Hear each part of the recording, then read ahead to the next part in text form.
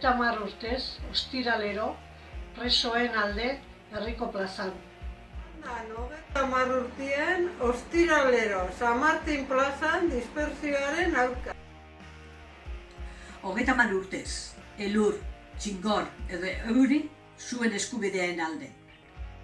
30 urtez, bero dozargori, Etxeratzea eskatze.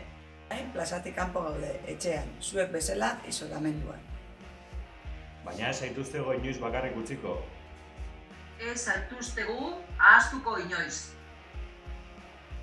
Izugarri maite zaitzuegulako. Aurrerantzean ere, plazan elkartuko gara. Danak gure artean